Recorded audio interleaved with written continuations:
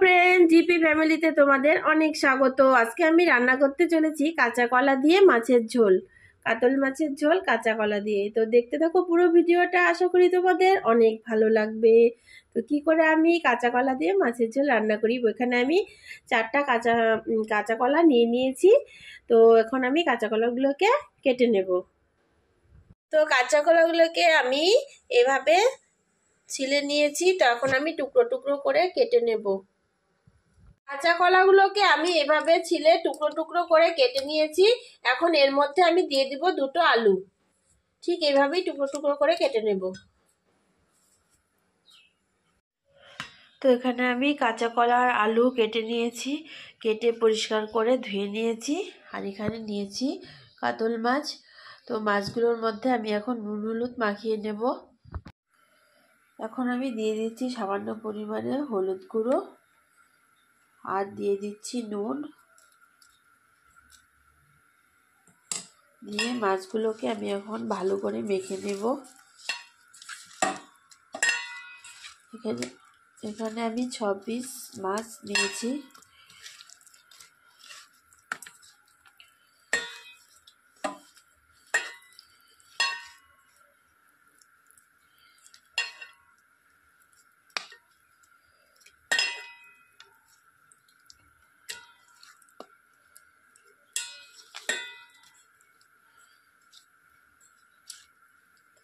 তো মাছগুলোতে নুন হলুদ মাখানো কমপ্লিট হয়ে গেছে।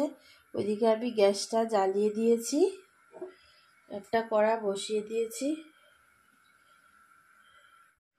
তো কড়াই গরম হয়ে গেছে, এর মধ্যে দিয়ে দিচ্ছি তেল। মাছগুলোকে আমি এখন ভেজে নেব। তো তেলটা গরম হয়ে গেছে, এখন আমি মাছগুলো ছেড়ে দিচ্ছি।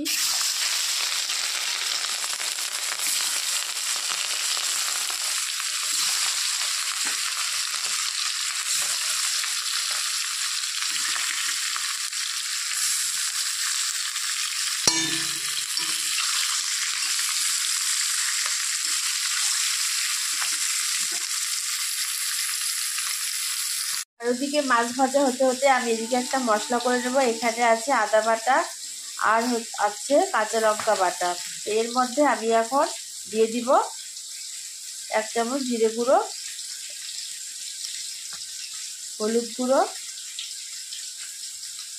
শুকনো লঙ্কা গুঁড়ো,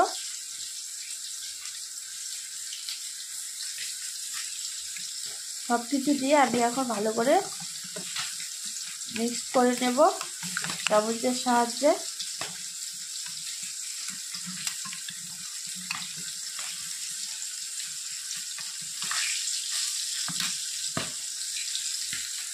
তো মাছ ভাজা হয়ে গেছে, এখন আমি নামিয়ে নেব।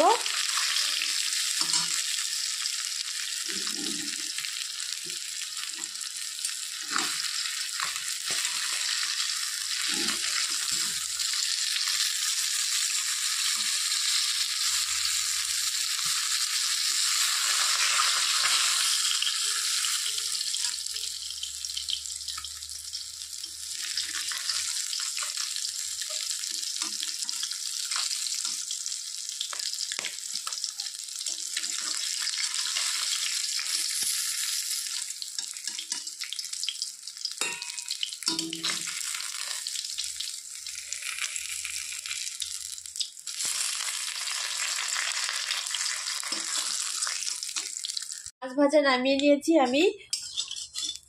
কিছুটা তেল আছে মাছ ভাজার, ওই তেলের মধ্যে আমি কাঁচা কলা আর আলুগুলোকে ভেজে নেব।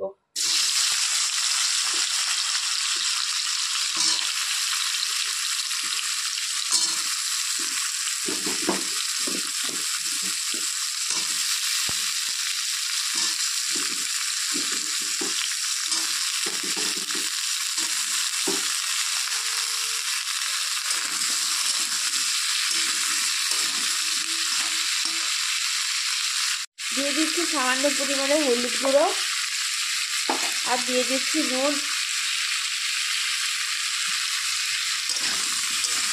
সামান্য নুন হলুদ দিয়ে ভেজে নিতে হবে।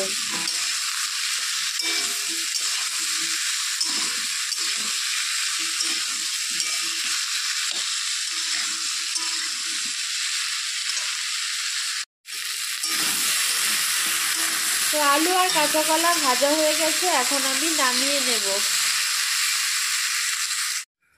এখন দিয়ে দিচ্ছি সামান্য পরিমাণের সর্ষের তেল।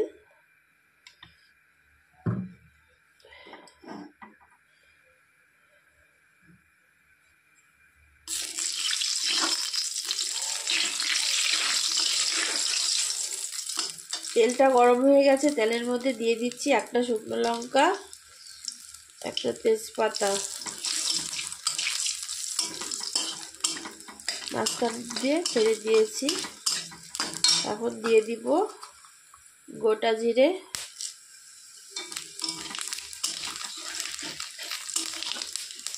জিরেটা লাল হয়ে গেছে। এখন দিয়ে দিব সেই মশলাটা যে বানিয়ে রেখেছি সব কিছু দিয়ে, সেটা।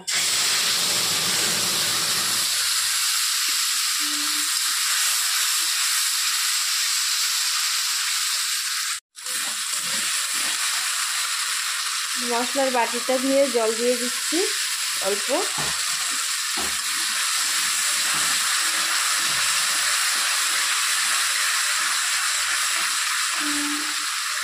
তো মশলা থেকে তেল ছেড়ে দিয়েছে, তো এখন আমি দিয়ে দিব ভেজে রাখা আলু আর কাঁচকলাগুলো।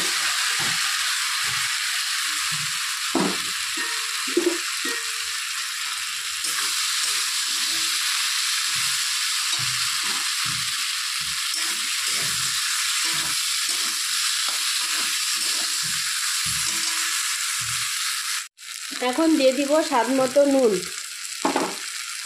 তো নুনটা দিয়ে ভালো করে নেড়ে চেড়ে নেব।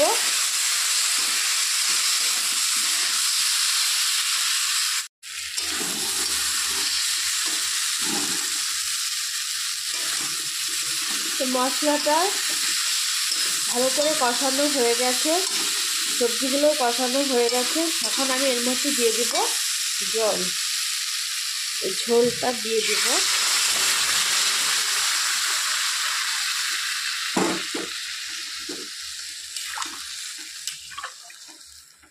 ঝোলটা একটু পাতলাই হবে।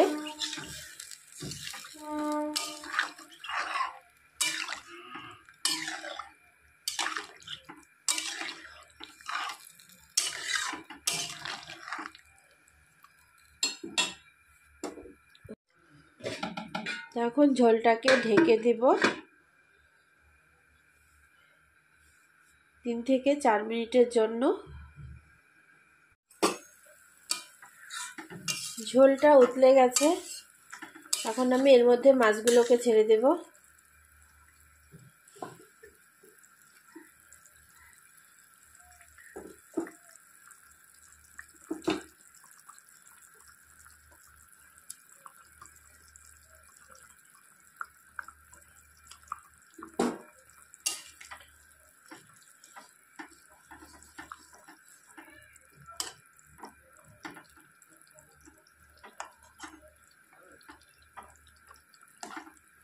আলু কাঁচকলাগুলো সেদ্ধ হয়ে গেছে, এখন আর ঢাকবো না। এখন আর 2 থেকে 3 মিনিটের মতো জাল করে নেব। গ্যাসটা একদম মিডিয়াম আঁচে দেব। তো মাছের ঝোলটা হয়ে এসছে, এখন আমি কিছুটা ধনেপাতা ছড়িয়ে দেব।